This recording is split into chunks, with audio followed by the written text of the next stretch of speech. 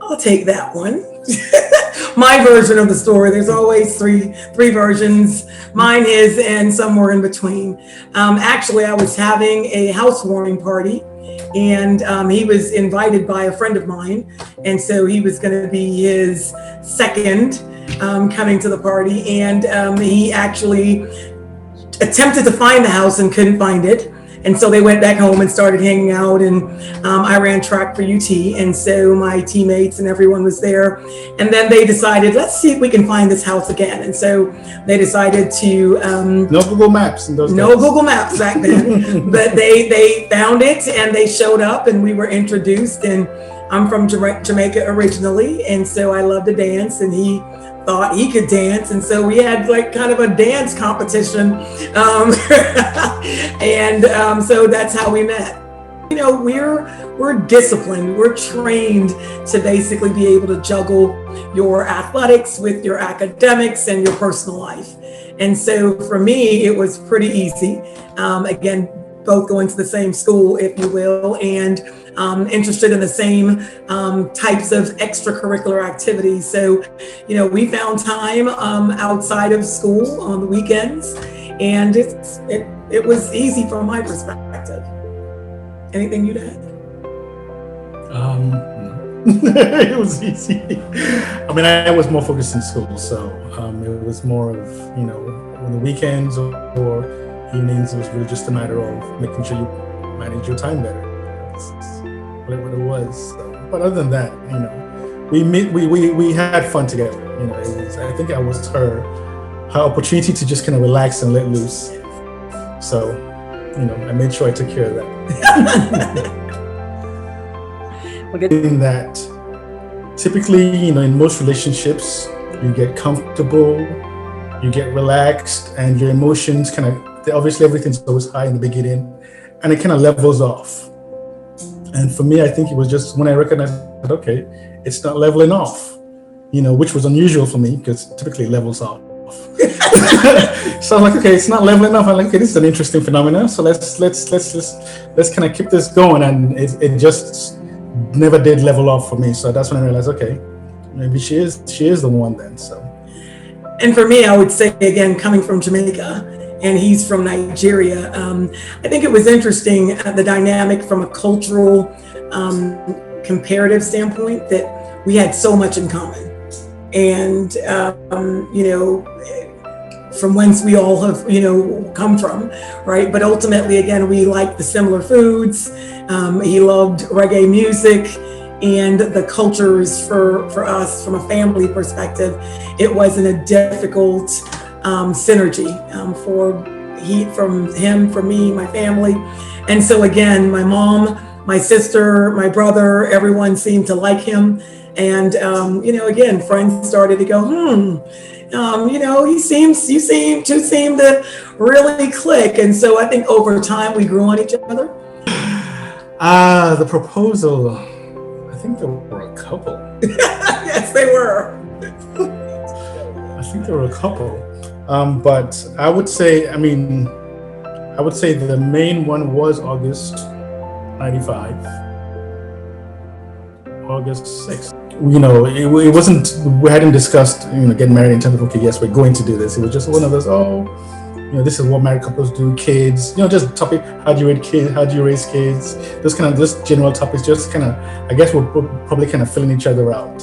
So, for the proposal was really just more of, okay, I was like, okay, where was it? It was at the Arboretum.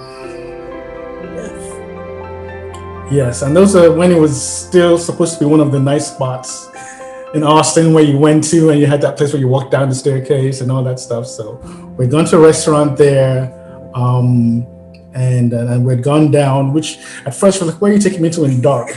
I was like, I'm not going anywhere in the dark. I'm like, what are you up to? And I'm from New York, so you can imagine. So I was like, okay, you just kind of go with me with this. You have to go with me with this. It was one of those few places where there was a pond. You had I think it was ducks or geese, one of those, but it was there. It had good ambient lighting, and it was, for me, it was, you know, it was semi-private, and you got a chance to, it was a good scenario. And so that's pretty much that's that's why I proposed to her, and thank God she said yes. Being an international student, I was still figuring my way around not just the city but also the culture. Either way, I wanted to make it feel kind of a blend of both. I would say exciting. Would you like me to explain? Go ahead. Yeah. No, I would say exciting. I think, I've had lots of role models in my life, and my grandmother being one of those. And, I got to experience growing up with her, what marriage is like, its ups, its downs, but you make the best of it, and you do the best you can. There's no GPS, there's no roadmap, but definitely it's an opportunity to kind of enjoy what you're building together. And so it's the blending of two different cultures, two different individuals. And so for me, every step of the way has been exciting because it's been new. It's been, for me, unique. I agree with exciting. I would also add fulfilling to that. I think definitely with this being with Michelle, with our 2 kids, our family, I couldn't have asked for more. Nothing new, really. As I think about it, I think, we're definitely family-oriented individuals. So we do spend a lot of quality time as a family. Both of our children played athletics. And so we've spent a lot of times with them, enjoying what they're doing from a athletic standpoint or academic standpoint, or spending time with family. So typically, if we're not working, we're doing family things. And so the lockdown was a little bit more of the same. I work in the healthcare industry, so I'm in the office. Everyone's at home, but I'm in the office working and supporting our healthcare heroes within my organization. And so, from my perspective, I think it reinforced, not what I learned, but it reinforced that he's still the same person that I married 20 plus years ago, because very patient, very nurturing, very dedicated to his family. He enjoys cooking. I don't, unless unless I really want to. But again, I think it reinforced that he's that family guy that I fell in love with years ago, and he still is. So it just reinforced everything that I would echo everything that you said. I think definitely to Michelle's point, both our kids were very active athletically while growing up. So we traveled a lot. One was with one kid, one was with the other kid. So when we worked together, we tried to do as much as we could together. So we obviously, as they're all as we're all older now, definitely just having the opportunity to spend more time together if anything, it was more of a blessing than anything. So as far as learning anything new from each other, probably not. From the kids, maybe. Yes, learned a lot from the kids. Yeah. All of a sudden, these thoughts that they had when they were growing up that we never knew about. They shared everything. That's coming out because now they have to talk a lot more around us. So yeah, they shared a lot of things. I'm like, what? It's amazing. So we learned a lot about them. Yeah. So if anything, when our kids were growing up, they assumed what would have been typically a motherly thing to do or a fatherly thing to do. They were confused. I would take out the garbage. I would be mowing the lawn. He would be cooking. He would clean. He would mow the lawn. So we really created an environment where it's a team environment as well. I would describe it coming from an athletic background. Hey, let's figure out who's available, what's needed, and we get it done. So even with the kids, my kids stayed on his arm when they were growing up, and they clung to him, and I was there as mom, but they would go to mom or dad. It didn't really matter. And so I think that was a blessing across the board for us, because growing up, even now, our kids don't really understand those typical gender roles, because they recognize, oh, mom does that, dad does that, dad does that, mom does that. And so it's worked out for us. We were never competitive per se. I think my girlfriends would say, the challenges that I would call challenges, they would pray for. So, for example, I'm in human resources, so I'm all about if there's a concern, let's discuss it, let's talk about it. And he's, I would say, always not wanting the conflict, so he'd avoid the conflict or the discussions. And I'm like, no, let's talk about it. He's like, no, we're good. No, let's talk about it. No, we're good. And so, realistically, I would say that was the biggest thing that I had to get past, is that part of it, just making sure that we could have the discussion, just make sure that we're covering things and having a good understanding of each other and what our needs are. And so, and for him, he's gotten to the point where it's like, okay, we can talk about it.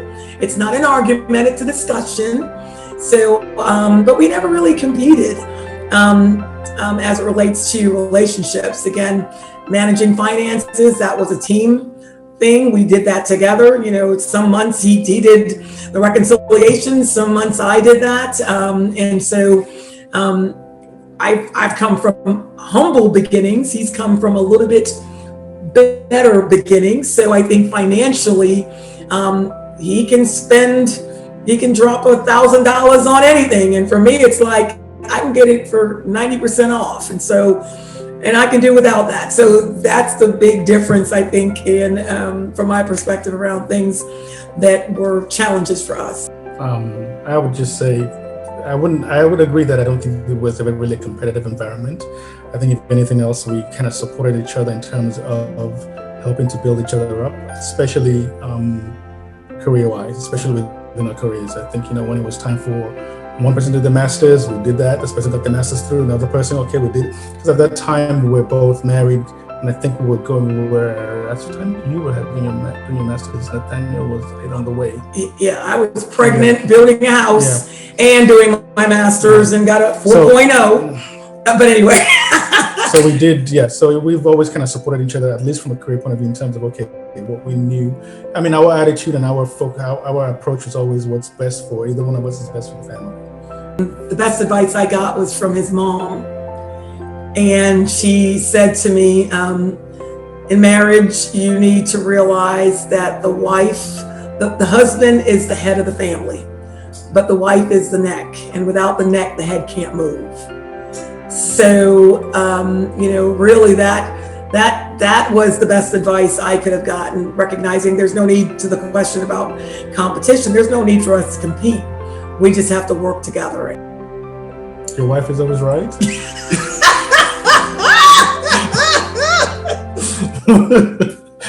No, I mean, it's a happy home. A happy wife is a happy home. How many of those do you want me to throw out? But I mean, no, it's, I think for me, I've always been one to kind of pay attention and look. So I don't know, advice-wise, I wouldn't know which ones. I think they were all very valuable. I think what was more important is helping to understand the context and helping to understand where they were applicable, recognizing when they were applicable, and making sure that you did not just take advantage, but appreciate those moments and those situations. Your black love means the world to me. It means that I have a friend, a partner through life, through thick and thin. And, your level of understanding, your level of faith as the head of our household has meant the world to me. And so for that, I am grateful, I am blessed, and I'm honored to be your wife on this Valentine's month. Your black love means to me, your black love means everything to me as well.